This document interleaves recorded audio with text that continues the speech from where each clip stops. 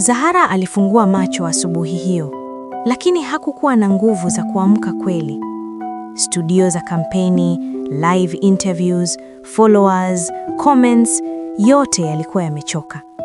Na ndani yake, moyo wake ulikuwa umekufa kidogo, lakini hataki kuonyesha.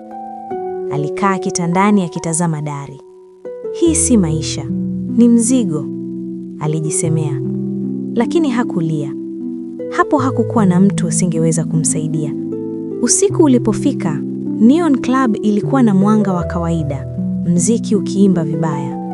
Zahara alijitokeza akiwa amevaa nguo za dhahabu, eyeshadow kali, lipstick nyekundu.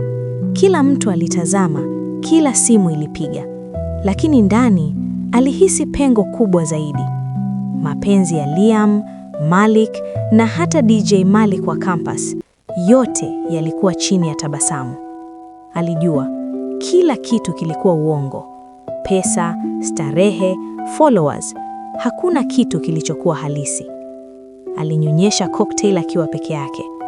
Mwanga wa neon ulionekana kuifunika uso wake, lakini haukuweza kufunika uchungu wa ndani. Aisha alimkaribia kwenye baa, macho ya hofu. Zahara, wewe uko aje?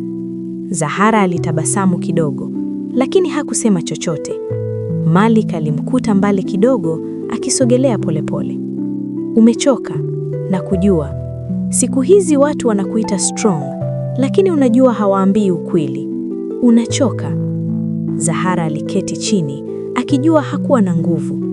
Hakutaka kuonyesha hisia, lakini ulimi wake ulikuwa unatembea. Mimi nahisi kama nimepoteza kila kitu, alisema taratibu. Na bado lazima nicheke mbele ya kila mtu. Malik hakuongea. Alimsikiliza tu. Kwa mara ya kwanza, Zahara alihisi mtu anamwelewa bila maneno. Masaa machache baadaye, Zahara alirudi hosteli. Aliweka headphones, akasikiliza mziki mzito. Sauti ya beat ya club haikuweza kumtuliza. Kila beat ilikuwa kama kisu kinachochomeka ndani ya moyo wake. Aliandika diary yake. Nilitaka mapenzi, nikapata uongo. Nilitaka starehe, nikapata uchungu. Nilitaka umaarufu, nikapata pengo. Alijua hii ilikuwa mwanzo wa kuanguka kimsingi, sio tu hadharani, bali ndani ya nafsi yake. Kumbe, mapenzi safi yanaanza kuonekana. Malik alimuuliza kupitia chat. Zahara, hujui kuwa kuna mtu anayekuja kweli, sio kwa sababu ya kelele, followers au pesa, bali kwa sababu ya wewe. Zahara sita.